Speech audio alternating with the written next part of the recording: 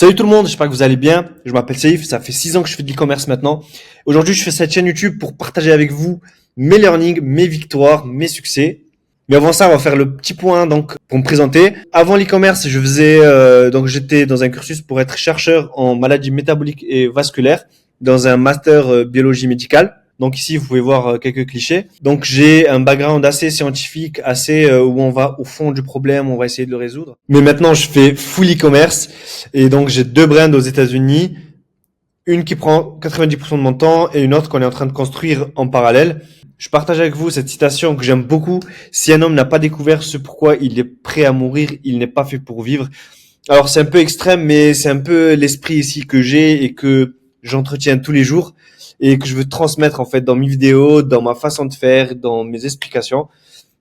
Donc voilà, on passe tout de suite à la suite. Et aujourd'hui, on va apporter de la value avec 3 bugs que je vois le plus souvent et qui me sont arrivés directement en e-commerce.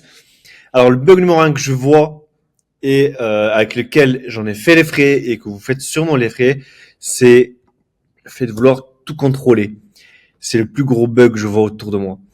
Même que tu chiffres 2K, 3K, 5KD, 10KD, le fait de vouloir tout contrôler, c'est ça qui te plafonne.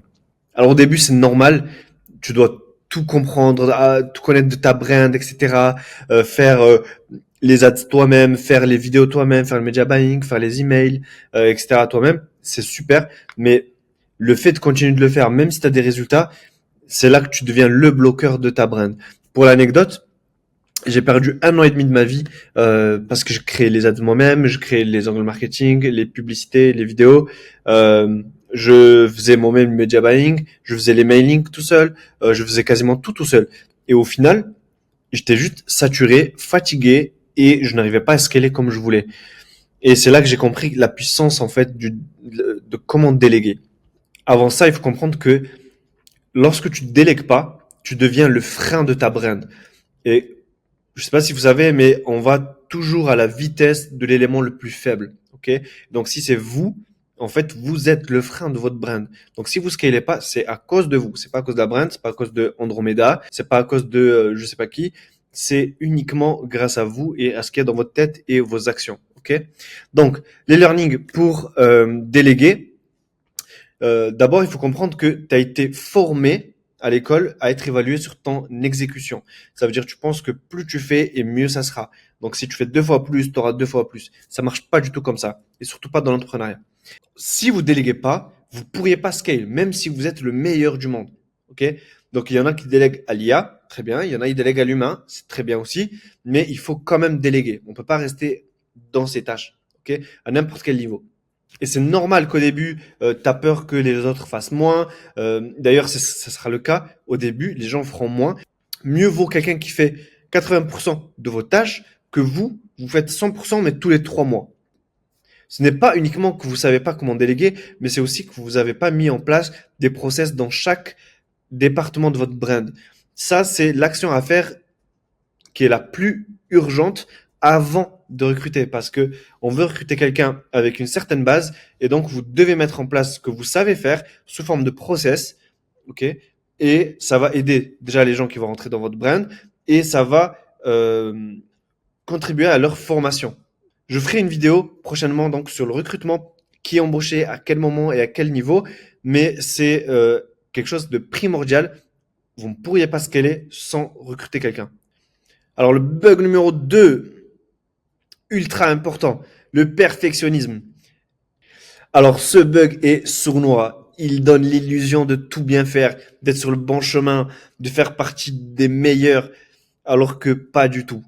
Ça ne fait que t'immobiliser parce que tu mets de l'énergie, du temps, de l'effort et tout ce que tu as, tu le mets dans le fait de faire quelque chose, mais comme tu passes pas l'action jusqu'au bout, ben au final, tu fais rien. Dans la réalité, tu ne fais rien.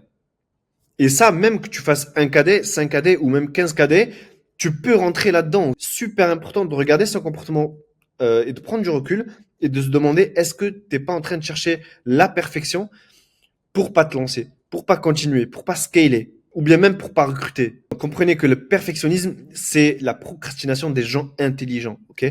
Donc, ne vous dites pas non, je suis trop intelligent pour être perfectionniste. Au contraire, plus vous êtes intelligent, plus vous pouvez tomber dans le perfectionnisme, ok, et dans cette procrastination.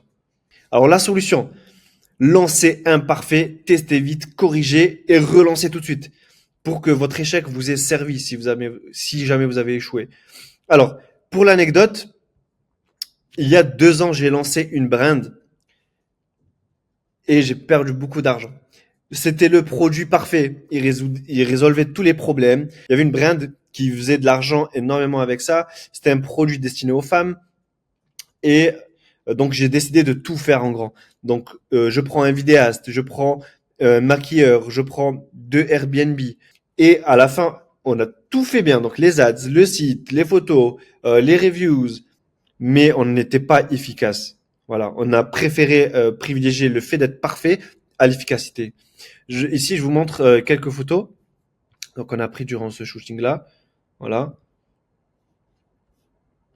admirez un petit peu. Et, euh, et au final, ça n'a pas du tout marché. Alors, les learnings que j'ai eu, c'est faire parfait, échouer, ça existe, les amis. Donc, il faut faire vite, rater s'il y a besoin de rater, apprendre et relancer. Ok, on se remet vite en selle. Et c'est une méthode inratable à long terme. Personne ne pourra vous résister, ok? On dit que personne peut résister contre une personne qui abandonne jamais. Donc, n'abandonnez jamais, jamais, jamais ce que vous faites, les gars. Alors, les amis, l'apprentissage passif, il y a très, très peu de gens qui arrivent à avoir conscience, en fait, de ce bug-là. Parce qu'en fait, le cerveau adore le fait d'apprendre des choses, mais sans effort. Ok. Et donc, en fait, on va vite adorer à être sur YouTube, s'informer sur l'e-com, essayer d'apprendre des choses sur X, essayer de regarder sur Instagram et d'aller au gré des feeds, d'apprendre comme ça au rythme des swipes. Mais au final, en fait, ça sert absolument à rien parce qu'en fait, ça va pas venir débloquer votre business. Donc, il faut avoir une espèce de conscience de quels sont vos bloqueurs et comment lutter contre ça.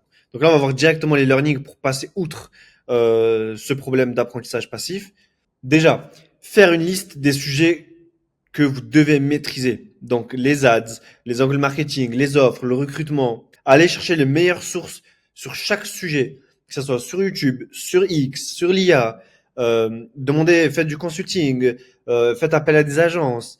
Mais allez-y de façon proactive vers ce qui vous manque. Ensuite, très important, c'est tester ce que tu apprends. Alors, pourquoi tester toujours ce qu'on apprend?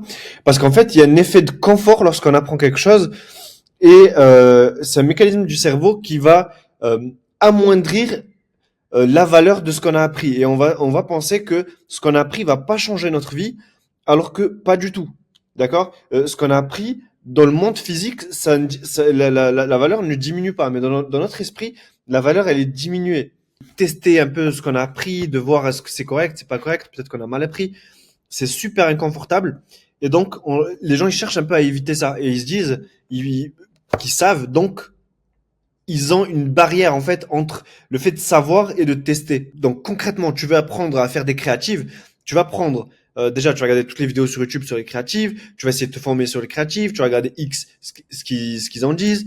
Et en plus, ce que tu peux faire de manière pratique, c'est d'aller prendre les 20 pubs les plus winners chez tes concurrents, d'accord, direct ou indirect, et tu vas être décortiquer, que ce soit la structure, la musique, les angles, les vidéos, les personas, les avatars qu'ils utilisent et tu vas essayer de break down tout ça, lister tout ça, tu vas essayer, rentrer en Jeep et tu vas essayer de dupliquer ça sur ton produit. Si besoin, je ferai une vidéo sur l'apprentissage et comment masteriser un domaine de bout en bout. Mais c'est super important de comprendre qu'il faut vous abonner en attendant.